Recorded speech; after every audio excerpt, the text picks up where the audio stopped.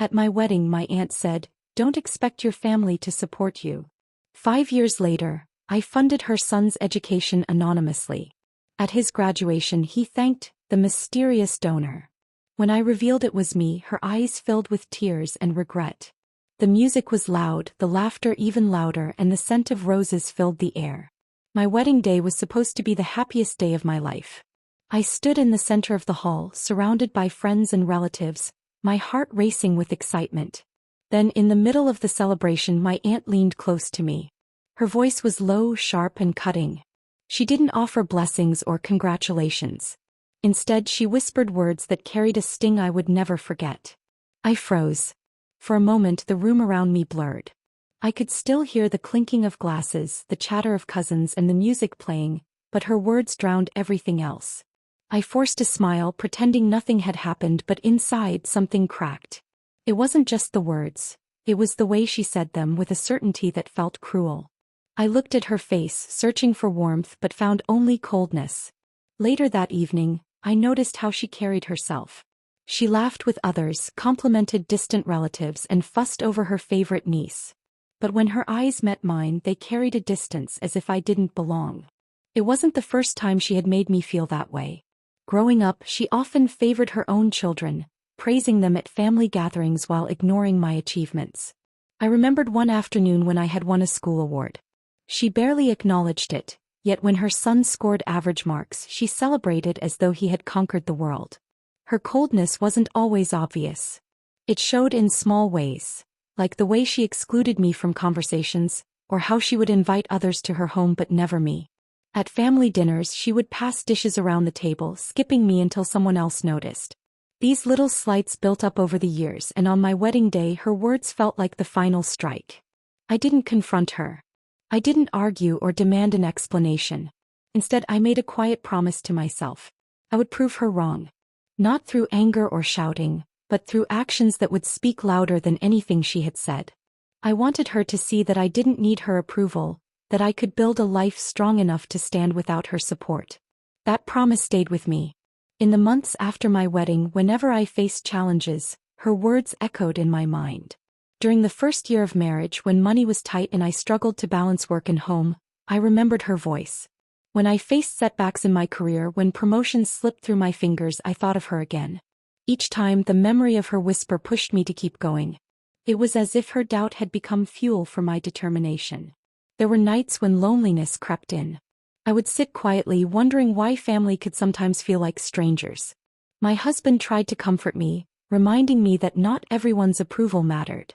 But deep down, I longed for the kind of support that should have come naturally from my own blood.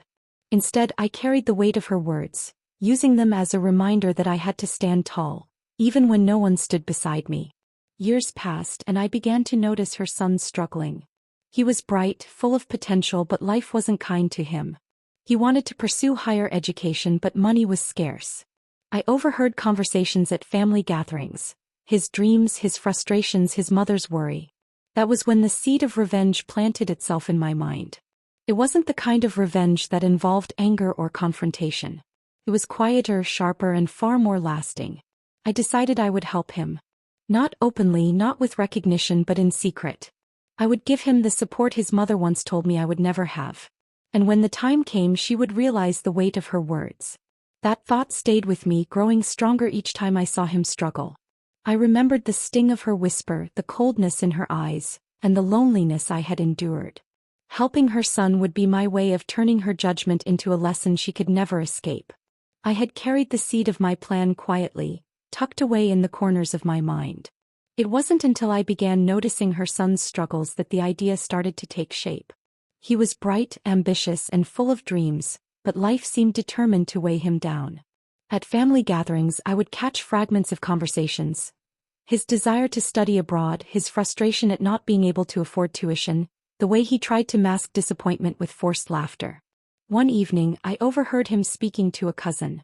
His voice was low, almost embarrassed. I applied for scholarships, but nothing came through. I don't know how I'll manage. His cousin tried to console him, but I could see the heaviness in his eyes. That moment stayed with me. I remembered the sting of his mother's words years earlier, and I realized this was my chance. Helping him would not only change his life, but it would also carve a lesson into hers, one she would never forget. The decision wasn't easy. I wrestled with it for days. Was I doing this out of kindness, or was it revenge disguised as generosity? My husband noticed my silence and asked what was troubling me. I didn't tell him the full truth, only that I wanted to help someone in the family. He nodded, trusting me, and that trust gave me the courage to move forward. I began researching ways to send money without revealing my identity. Anonymous transfers, scholarships under false names, even third-party donations. I explored them all. Finally, I found a way to funnel the funds through a foundation that allowed private donors to remain hidden. It felt almost thrilling, like I was weaving a secret thread into his future. The first time I sent money, I felt a rush of satisfaction. Weeks later, I heard him mention that he had been accepted into a program he thought was out of reach. His face lit up with hope, and I sat quietly, knowing I had placed that light there. It was a strange mix of emotions, joy for him but also a quiet triumph for myself. Keeping the secret wasn't easy. At family dinners, his struggles became a topic of discussion. His mother would sigh, saying, "We're doing everything we can, but it's just not enough." I wanted to laugh at the irony. She had once told me not to expect support, yet here I was, secretly giving it to her son. I bit my tongue, forcing myself to remain silent, even when the urge to reveal the truth burned inside me. There were close calls. Once he came to me directly, asking if I knew of any resources or contacts that could help him. I had to act surprised, pretending to think while knowing I had already paved the way for him. Another time, his mother complained about how unfair life was, how others had opportunities her son didn't. I smiled politely, hiding the knowledge that her son's opportunities were already unfolding because of me. As the years passed, I watched him grow. He became more confident, more determined. Each milestone he reached felt like a quiet victory for me. I attended his presentations, his small achievements, always in the background, never stepping into the spotlight. It was like watching a flower bloom, knowing I had watered it in secret. Then came the day of his graduation. The hall was filled with proud families, clapping and cheering as names were called. I sat among them, my heart pounding. When he stepped onto the stage, his voice carried across the room. "I want to thank the mysterious donor who believed in me when I thought no one did. Without that support, I wouldn't be standing here today." The words struck me deeply. I felt tears prick my eyes, but I held them back. Around me, people whispered, curious about who the donor might be. His mother looked puzzled, her brows furrowed as she tried to piece together the mystery. I stayed silent, savoring the moment. It wasn't just about the money. It was about the lesson. She had once told me not to expect support, yet her son's success was built on the very support I had given. The irony was sharp, but I didn't reveal myself. Not yet. I wanted the weight of curiosity to linger, to grow heavier with time. That day, as applause filled the hall, I felt a quiet satisfaction. My plan had unfolded perfectly. I had given him the gift of education, the gift of hope, and the gift of a future. And I had done it all in silence, waiting for the right moment to let the truth surface. The applause from his graduation speech was still echoing in my ears when I realized the moment had finally arrived. 4 years, I had carried the secret like a hidden flame, watching it grow brighter with every step he took toward success. Now, standing in that crowded hall, surrounded by proud families and curious whispers, I knew it was time to let the truth surface. I waited until the ceremony ended, until the crowd began to spill out into the courtyard.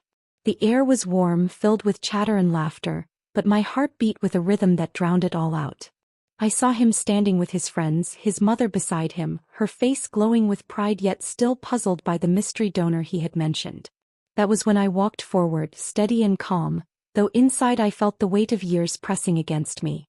"Congratulations," I said, smiling at him. He hugged me, his joy spilling over. His mother stood close, her eyes narrowing slightly as if she sensed something was about to unfold. I turned to her, meeting her gaze directly. "I think it's time you knew," I said softly. "The donor he spoke of, the one who made this possible, it was me." The words hung in the air, heavy and undeniable. For a moment, silence wrapped around us. Her eyes widened and I saw the realization sink in. The pride on her face faltered, replaced by something deeper, shock, regret, and a quiet sorrow that seemed to hollow her out. Tears welled up, glistening as she blinked rapidly, trying to hold them back. You, she whispered, her voice trembling. All this time, it was you? I nodded, keeping my tone calm. Yes. I wanted him to have the chance he deserved. I wanted him to succeed even when it seemed impossible. Her lips parted, but no words came. She looked at her son, then back at me, and I could see the memory of her words from my wedding flashing through her mind. The regret was written across her face, sharp and undeniable. She had once told me not to expect support, yet here I was, the very foundation of her son's success. The family around us began to notice. A cousin leaned closer, whispering, "Did you hear that? She was the donor." Murmurs spread quickly, rippling through the crowd. Some looked at me with admiration, others with disbelief. My uncle shook his head, muttering, "I never thought she'd do something like that." The balance of respect shifted in that instant. Where once I had been overlooked, now eyes turned toward me with a new kind of recognition. Her son looked stunned. "You," he said, his voice filled with awe. "You were the one who helped me? All these years I thought it was some stranger. Why didn't you tell me?" I smiled gently. Because it wasn't about recognition. It was about giving you the chance to rise. Sometimes the best gifts are given in silence. He hugged me again, tighter this time, his gratitude pouring out in a way words couldn't capture. His mother stood frozen, her tears finally spilling down her cheeks. She tried to speak, but her voice broke.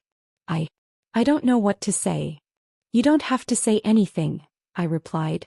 "The truth speaks for itself." The courtyard grew quieter as people watched the scene unfold.